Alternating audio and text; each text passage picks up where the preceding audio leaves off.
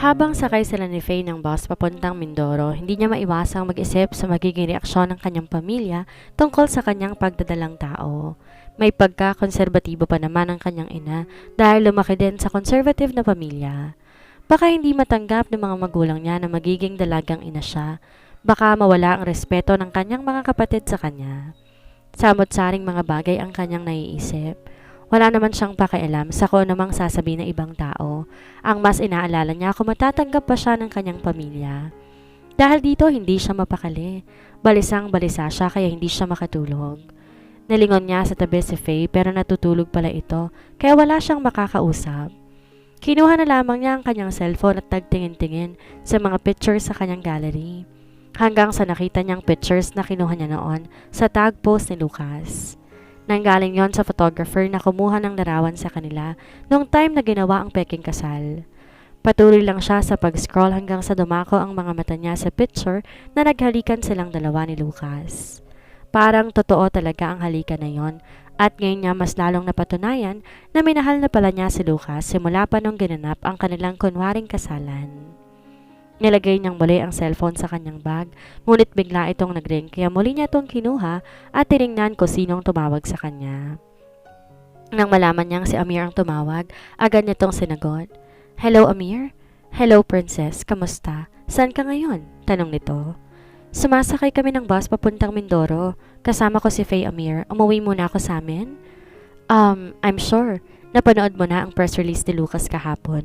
Sorry Princess. Hindi ko sinabi sa iyong di natuloy ang kasal ng kapatid ko at ni Colleen. I'm really sorry. Umasa pa kasi ako na hindi na nito na ituloy pa ang naisabihin dahil binara na niya ito. Okay lang Amir, naiintindihan ko naman. Wala din namang nangyari dahil umalis na si Lucas. Mahinang wika niya. Umalis? Anong ibig mong sabihin, Princess? Nagpunta ang kapatid mo ng France kasama si Shasha. Hindi ko alam kung kailan siya uwi ng Pilipinas o kung babalik pa ba siya o hindi na. Gumaralgal ang boses niya. I'm sure babalik naman yan dito, Princess. Di naman maaaring iwan niya ang paprika. Hindi niya ito basta-basta ipagkakatiwala sa iba. Hindi kasi ako makatulog, Marcy. Inisip ko kasi kung ano maging reaksyon ng mga magulang ko kapag nalaman nilang aking sitwasyon. Hindi ko alam kung matatanggap nila ako. Hay nako Mars, huwag mo nang masyadong isipin yan. Alam ko, maintindihan ka ng pamilya mo. Hindi mo rin naman sinasadyang mangyari to, hindi ba? Tamango lang siya habang ginagap niya ang kamay ni Faye. Maraming salamat Mars ha. Sobrang thankful talaga ako na ikaw ang naging kaibigan ko. Aniya, tama na yan Mars. Baka mamaya iiyak ka na naman. Saway nito sa kanya. Oo nga pala, di ka ba nagugutom? Basta wag kang papagutom Mars ha. Marami tayo na baong pagkain. Paalala nito. Di naman ako nagugutom Mars. O sige, matulog ka muna Mars. Isantabi mo na lahat ng mga iniisip mo dyan. Medyo mahaba pa ang biyahe natin kaya magpahinga ka muna. Tumango lamang siya at pinikit niya ang kanyang mga mata. Mars, nandito na tayo, sabi ni Faye sa kanya. Agad naman siyang nagising dahil sa pagyugyug nito sa kanyang balikat. Napatingin siya sa kanyang orasan at pasado 5:00 na ng hapon. Nang huminto na ang bus sa terminal, agad naman silang bumaba. Pagkatapos nag-intay sila saglit ng tricycle. Kadalasan kapag hapon na, lagi nang puno ang mga sasakyan, pati na ang mga tricycle. Matapos sa ilang sandaling paghihintay, nakasakay na rin sila. Mars, alam ba nilang uuwi ka ngayon? Tanong nito. Umiling lang siya. Di na kasi siya nagkaroon ng panahong i-text sa mga to dahil sa mga iniisip niya. Nang huminto ng tricycle, muli na namang kumakabog ang puso niya. Mars, nandito na tayo sa bahay namin. Mahina niyang sabi. Matapos niyang may abot ang bayad, bumaba na siya at sumunod naman si Faye sa kanya. Princess, anak, sambit ng kanyang ina nang makita siya nito. Tuwang-tuwa itong sumalubong sa kanya mula sa karinderyang nasa tabi ng kanilang bahay. Sumunod naman dito ang kanyang ama na nagagalak din sa kanyang pag-uwi. Nay, tay, mano po? Aniya sa bayakap sa kanyang mga magulang. Matapos niyang maipakilala si Faye sa kanila, pumasok na sila sa loob. Bakit di ka naman nagpasabing darating ka anak na makapaghanda man lang kami ng merienda para sa inyo? Wika ng kanyang ina. Hay nako, ngayon ka pa ba nitong anak mo? Di naman talaga to nagpapasabi kapag umuwi eh. Laging naka-surprise attack? Wika ng kanyang ama na si Mang Sebastian. Okay lang po nay, madami naman po kaming dalang pagkain, tugon niya. Hoy Mars, bakit ang tahimik mo dyan? Tanong niya sabay siko sa kanyang kaibigan. Naninibago lang ako, Mars. Nay, kamusta po yung negosyo ninyo? Sa awa ng Diyos, anak, maayos naman. Mamaya marami nang kakain dito. Ito na yata ang suking karinderya ng mga tricycle at jeepney driver eh. Nakangiting sabi ng kanyang ina. Oo naman, Nay, ikaw pa. Ang sarap nyo kaya magluto. O siya, wag mo na akong bulahin at iakit niyo muna mga gamit niyo sa kwarto at na makapagpahinga din kayo doon. Nakakapagod kayang magbiyahe. Ineng, wag kang mahiya dito ha. Isipin mo bahay mo rin to. Sabi ni Aling Melba habang nakatingin sa tahimik lang niyang kaibigan. Tumango lang si Faye at ngumiti kay Aling Melba. Tsaka nito binuhat ang luggage at inakit sa kwarto. Ba't ang tahimik mo, Mars? Bigla yatang naglaho ang kadaldalan mo. Pabiro niyang sabi na makapasok na sila sa loob ng silid. Siyempre, nag-o-observe muna ako sa paligid, di ba? Baka sabihin din ng mga magulang mong madaldal ako, yung first time ko pa silang ma-meet. O siya, may tama ka. Humalakhak na sabi niya. Maayos na palang kabuhayan ng pamilya mo, Mars. Di ba ito naman ang pangarap ng nanay mo na makapagpatayo ng sariling karinderya? Wika nito sabay na isang malalim na buntong hininga. Buti ka pa, Mars. Nabigyan mo na ng maayos na buhay ang pamilya mo samantalang ako. Biglang sumeryoso ang mukha ni Faye. Nakaramdam siya ng awa para dito. Panganay din to sa 5 magkakapatid. Nagtitinda lang ng isda sa palengke ang mga magulang nito at kung tutuusin, di naman nagkakala yung estado ng pamumuhay nila. Kung di nga lang dahil sa kasundo ang pinasok niya siguro hanggang ngayon, hindi pa niya napagtagumpayan ng karinderya ng nanay niya. Mars, huwag kang mag-alala, tutulungan kita. Bibigyan natin ng negosyo mga magulang mo, sabi niya. Tumingin sa kanya si Faye, nawaring inaarok nito kung seryoso nga ba ang sinasabi niya. Mars, totoo? Tanong nito. Yes, Mars, kaya huwag ka nang mag-alala ha, akong bahala. Nakangiti niyang wika. Naku, salamat talaga, Mars, touch naman ako. Maluhalohang sambit ni Faye. Patuloy lang sila sa kanilang pag-uusap nang magsiuwian ng kanyang mga kapatid. Tuwang-tuwa ang mga ito nang pumasok sa kwarto. Ate! Sabay-sabay na sambit ni Bella at Isis, tsaka mahigpit tong yumakap sa kanya. Miss na miss ka na namin, ate? Masayang wika ni Isis.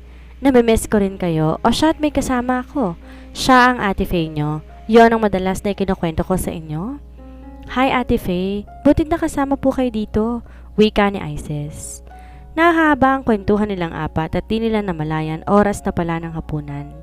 Tinawag sila ni Aling Melba para kumain, kaya nagmadali silang lumabas ng kwarto at nagtungo sa pagkainan. Princess, nagluto ko ng paborito mong ulam. Masayang sambit ng kanyang ina. Wow, Nay, adobong karning baboy. Amoy pa lang talagang takam na ako.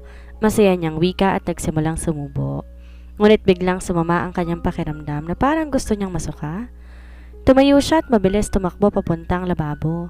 Ilang minuto din siyang nagsusuka at nang magpunas siya, nabigla siya dahil nasa likuran na niya ang kanyang ina. Mataman itong nakatingin sa kanya at punong-puno ng katanungan ang mga mata nito. Princess, buntis ka ba? Diretsang tanong nito. Hindi siya nakasagot. Nangangatog ang kanyang mga tuhod sabay ng mabilis sa pagkabog ng kanyang dibdib. Sa isip niya, bahala na ako anong mangyari basta't sasabihin niyang totoo. Tay, Nay, sorry po, hindi ko po sinasadya eh. Tuluyan ang nalaglag ang kanyang mga luha. Di niya mapigilang umiyak lalo na't nakaharap niya ang kanyang pamilya. So anong ibig mong sabing umalis yung lalaki na kabuntis sa'yo? Tinakasan niya ang kanyang responsibilidad?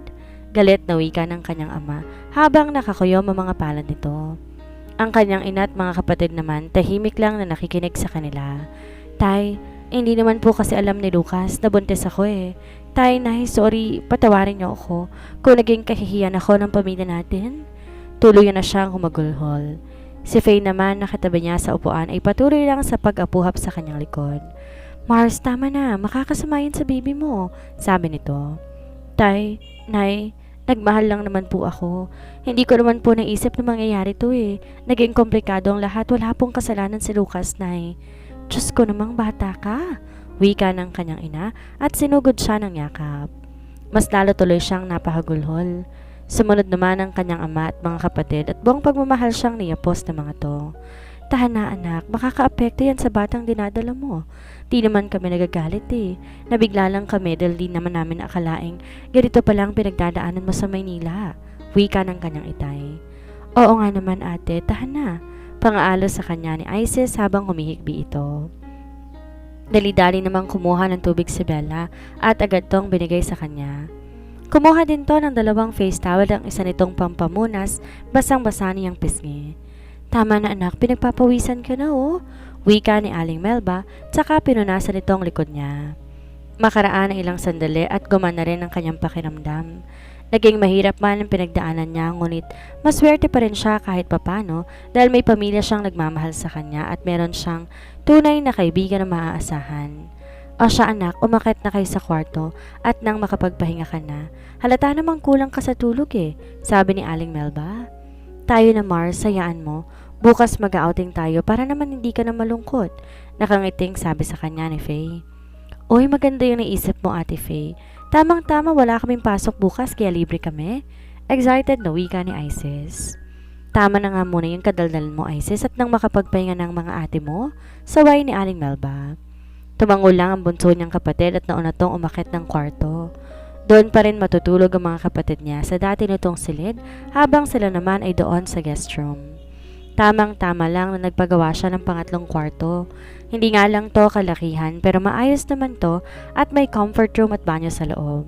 So, okay ka na ba ngayon Mars? Wala ka ng problema sa pamilya mo? Sabi ni Faye nung nasa loob na sila ng silid. Oo Mars, maayos na ako at parang nabunutan na ng tinik sa puso. Nakangiting sagot niya. Biglang nagising si Princess dahil sa isang masamang panaginip. Nanaginip siya na hindi na raw babalik pa ng Pilipinas si Lucas at doon na to maninirahan sa France. Sa panaginip niya, hindi raw naniwala ang lalaki na siya ang ama ng batang dinadala niya dahil ang alam nito, nagsasama na sila ni Amir. Mars, okay ka lang ba? Biglang tanong ni Faye nang magising din to. Narinig kasi nito ang impit na pag-iyak niya, kaya bumangon din to sa higaan upang alamin kung napano siya. Kumuha to ng tubig sa kusina at pinainom sa kanya. Mars, ayos ka lang ba? Muling tanong nito. Okay lang ako, Mars. Isang masamang panaginip lang, kaya lang parang totoo Ano namang panaginip mo, Mare? Hindi ka na raw babalik si Lucas kahit kailan. Wika niya at muling naging emosyonal. Hay nako Mars, huwag kang maniwala sa panaginip. Dahil ang sabi nila, kabaliktaran daw yun. Sabi nito at saka muli itong humiga. O siya Mars, matulog muna tayo kasi alauna pa lang naman ng madaling araw. Dagdag pang sabi nito. Tumango lamang siya at saka humiga ulit at ipinikit ang kanyang mga mata. Kinaumagahan maagang nagising ang mga kapatid niya. Pumasok to sa silid na tinulungan nilang dalawa ni Faye. Tumabi ang mga to sa higaan niya at buong pagsuyo siyang niyakap ng mga ito. Bakit ang lambing ninyo yata ngayon? Teka, parang alam ko na yan Mahihingin kayo no? Nakangiti niyang sabi. Gising ka na pala ate. Akala namin natutulog ka pa. Hindi ba't antukin ng mga buntis? Wika ni Isis. Ngumiti lang siya sabay kurot sa pisngi ng kanyang makulit na kapatid. Habang si Bella patuloy lang sa pagsuklay sa kanyang buhok. Ganito ang palaging ginagawa nito sa kanya. Sinusuklayan hanggang sa antukin at makatulog. Si Faye naman nakangiti lang habang nakatingin sa kanila. Hay nako, kakaingit kayo. Namimiss ko tuloy yung mga kapatid ko Sabi nito. Bakit di ka muna umuwi sa inyo Mars? Total naman, naka-indefinite leave ka. Suggestion niya rito. Bala ko nga Mars, pero saka na lang siguro, tugon nito. Ate, may tanong ako ha, huwag kang magagalit. Pag-iba ng usapan ni Isis. Ganito talaga ang ugali nito, hindi na uubusan ng sasabihin. Tinangoan lang niya to dahil di naman talaga to titigil sa kakatanong. Gwapo po ba ang tatay ng dinadala ninyo ate? Di naman siya makapaniwalang bigla itong naitanong ng kanyang kapatid. Palibasa, hindi naman niya kilala si Lucas at hindi rin niya to nakikita kahit man lang sa picture. Ay oo naman Isis, sobrang gwapo. Si Faye ang sumagot at talatang kinikilig. Ito, talaga ate Faye? Mas gwapo pa ba kay Kuya Amir? Seryosong tanong nito. Oo, parang gano'n na nga. Pero iba-iba naman kasi tayo ng batayan ng pagiging gwapo sabi nito. Hay nako Isis, para hindi ka na magtanong pa, tingnan mo na lang tong picture niya sabi niya at saka inabot nito ang kanyang cellphone. Wow, ito ba yung mga pictures nung kunwaring kasalan ninyo ate? Tumango siya at bahagyang ngumiti. Muli na naman niyang naalala si Lucas at ang mga masayang sandali na pinagsaluhan nila doon sa mansyon ng lalaki. Oy Mars, tama na yan, baka iiyak ka na naman dyan ha? Saway ni Faye. Buti na lang at maagap naman si Isis kaya nakahanap kaagad ng ibang pag-uusapan. Hanggang sa umabot na ito sa tungkol sa pag-aaral, sa mga crushes at ngiti naman to ng ngiti habang nagkukwento tungkol sa kaklase nitong naging crush niya. Hanggang crush lang ba talaga, Isis? O may jowa ka na ngayon? Curious sa tanong niya. Ikaw, Bella, baka may boyfriend ka na, ha? Wika niya habang binalingan ng tingin ng isa pa niyang kapatid. Wala po, ate. Sagot nito habang patuloy pa rin sinusuklay ang kanyang buhok. Mabuti naman kung ganon. Huwag kayong tumulad sa akin, Bella. Isis, sabi niya rito. Pangatlong araw na ni Lucas sa France at naramdaman niya ang sobrang pagkabagot. Hindi kasi siya sanay ng walang ginagawa. Bigla niyang naisip ang pabrika. Bagamat mapagkakatiwalaan naman ang kanyang assistant, di pa rin niya mag-awasang maalala sa kalagayan nito ngayong nasa ibang bansa siya. Upang di siya gaanong maboard sa hotel, sumasama na lang siya kay Shasha sa mga modeling rehearsals nito. Kaya tuloy na pagkamalan siyang boyfriend ng babae. Lucas, okay ka lang ba? Tanong ni Shasha sa kanya na mag-lunch break na ito. Okay lang ako, siya. Naisip ko lang ang pabrika. So, anong plano mo ngayon? Uuwi ka na ba ng Pilipinas? Maybe next week siya. Wala din naman kasi akong magawa dito eh. Matamlay niyang sabi. O siya, kakain muna tayo, Lucas. Nagugutom na ako eh. Babalik pa kami mamayang alauna? Kaya doon na lang tayo sa malapit na restaurant kakain. Nasa tabi lang naman itong building kaya lalakarin na lang natin. Sabi nito sabay hila sa kanyang kamay. Bakit hindi kasi maganap ng syota, Lucas? Madami kaya dito, lalo na yung si Daphne? May gusto yun sa'yo. Panay nga ang tanong sa akin tungkol sa'yo eh. Nakangiting sabi nito habang naglalakad sila papalabas ng building. Kung ganoon lang sana kadali, siya, malungkot na tugon niya. Naalala mo pa rin ba si Princess? Alam mo, Lucas, sa palagay ko, dapat mo na talaga siyang kalimutan. Lucas, ayoko sana ipaalam to sa'yo dahil ayoko na masalo kang masaktan. Pero sa tingin ko, kailangan mo talagang malaman para na rin hindi ka na umasa pa at tuluyan mo nang makalimutan si Princess. Sabi nito. Hindi niya maintindihan kung anong ibig sabihin ni Shasha kayong ito pa ang nagsabi sa kanya na dapat nga niyang ipaglaban ang pagmamahal niya kay Princess. Tatanungin niya na sana ito, ngunit dahil papasok na sila ng restaurant, pinagpaliban na lamang muna niya sandali. Nang makahanap na sila ng table at naghihintay na lamang ng kanilang order, muli niyang naisipang magtanong. Anong ibig mong sabihin dapat kalimutan ko na si Princess siya? Kakain muna tayo, Lucas. Paparating na yung order natin, oh. Wala siyang imik habang sumusubo siya ng pagkain. Mas mabuti na rin na saka na lamang sabihin ni Shasha kung anumang naisabihin nito kapag tapos na siyang kumain. Dahil kapag nalaman niya kaagad baka mawalan pa siya ng ganang sumubo. Napakaseryoso mo naman, Lucas. Wika ng kanyang kaibigan. Ganon siguro yan siya kapag broken-hearted. May halong pait ang boses niya. Lucas, pareho lang din naman tayo eh. Nabigo din ako sa pag-ibig, kaya tuluyan kong sinarado ang puso ko. Sabi nito at saka uminom ng juice. Ayokong matulad ka sa akin, Lucas. You deserve to be happy. Ja, if you want to say something, please tell me. Aniya. Matamang tumitig ang kanyang kaibigan sa kanya at tumikim muna bago nagsalita. Lucas, tinawagan ko si Princess bago ang flight natin papunta dito. Sabi ko sa kanya kung talagang mahal ka niya, pumunta siya ng airport para mapigilan kanyang umalis. Pero hindi siya dumating. Malungkot na wika niya.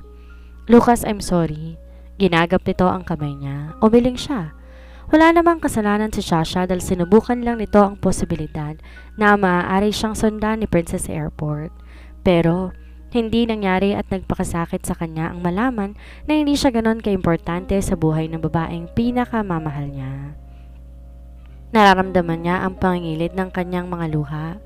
Tuluyan ang naglahong pag-asa niyang magkabalikan pa sila ni Princess. Kinalimutan na siya nito dahil masaya na ito sa piling ng kanyang kapatid. Lucas, sorry. Malungkot na sabi ni Shasha. Okay lang ako siya. Yes, you're right. Panahon na para tuluyan ko na siyang kalimutan. Hanggang dito na lang talagang lahat. Alam ko, mahirap Lucas, pero subukan mong buksan ang puso mo sa iba. Baka may nakatadhana talaga para sa'yo. Sabi nito saka tumayo at yumakap sa kanya. Salamat siya. Sasama ka pa ba doon sa rehearsals or mauna ka na sa hotel? Tanong nito. Mauna na lang muna ako sa hotel siya. Gusto ko magpahinga. Pero ihahatid muna kita doon. Aniya. Naku, wag na. Ang lapit lang kaya ng building. Sabi nito at saka humalik sa kanyang pisngi. Bye Lucas, mag-ingat ka. Nang makalis na ang kanyang kaibigan, tumayo na rin siya at lumabas ng restaurant. Napakabigat ng kanyang mga hakbang dahil sa kalungkutan na kanyang nararamdaman. Wala na talagang pag-asa pa para sa kanilang dalawa ni Princess. At kahit ipaglaban pa niya ito, kung di naman siyang laman ng puso nito, wala pa ring mangyayari. Patuloy lamang siyang masasaktan. Habang sumakay siya ng elevator papunta sa room ng hotel na kanyang tinutuluyan, biglang nag-ring ang kanyang cellphone. Dali-dali niya itong kinuha at sasagutin na sana nang bigla namang nag-end call. Inisip niya baka wrong dial number kaya binalik na lamang niya ito sa bulsa ng kanyang pantalon. Nang makarating na siya sa kanyang kwarto, agad siyang sumalambak sa malambot na higaan at sinubukang ipikit ang kanyang mga mata. Gusto muna niya na makatulog upang makalimutan ang sakit na kanyang nararamdaman. Ngunit kahit ano pang pilit niya, ayaw talaga siyang dalawin ng antok. Kinuha niya ang kanyang cellphone at tiningnan ulit ang numero na ginamit nung tumawag sa kanya kanina. Hindi naman ito number ng pabrika nila, hindi rin numero ng kanyang assistant. Ito lang ang nakakaalam sa contact number niya kaya natitiyak niya hindi para sa kanya ang tawag na yon. Patuloy lang siya sa pag-scroll sa kanyang cellphone hanggang sa napunta siya sa kanyang gallery. Nakita niya doon ang mga pictures nilang dalawa ni Princess nung time na ikinasal sila.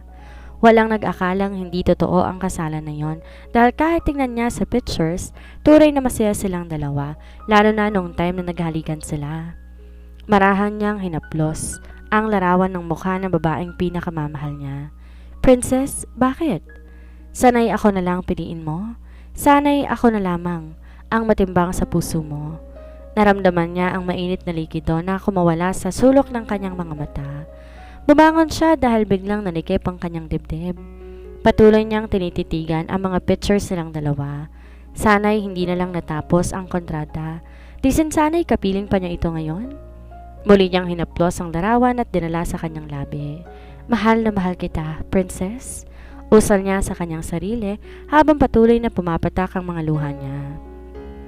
Nilagay niya ang cellphone sa ibabaw ng bedside table ngunit bigla itong tumunog. Muli niya itong kinuha at tinignan kung sino ang tumatawag. Tumatak sa kanyang cellphone screen ang numero ng tulad ng number na tumawag sa kanya kanina sa elevator kaya dali-dali niya itong sinagot. Hello? Hello? Isang lalaking may bariton ng boses ang narinig niyang nagsalita. Bro, kamusta? Mula sa kabilang linya. Parang pamilyar sa kanya ang boses nito pero di pa niya matiyak kung sino yon. Hiningi ko ang number mula sa iyong assistant sa opisina dahil may importante akong sasabihin sa'yo. Wika nito. Amir? Alanganin niyang tanong. Yes bro, sana hindi ako nakadistorbo sa'yo. Hindi siya makapaniwalang ang kapatid niya ang kanyang nakakausap sa kabilang linya. Hindi naman to tatawag kung walang mahalagang bagay na sasabihin o baka inutusan lang ng mommy niya para kumustahin siya. Mula kasi nang huli nilang pagtatalo sa opisina, di na sila nagkausap pa nito. Marahil hindi rin alam nito na umalis siya ng bansa. Sa bagay wala din naman tong pakialam sa kanya. Anong sadya mo Amir? Kalmado niyang tanong.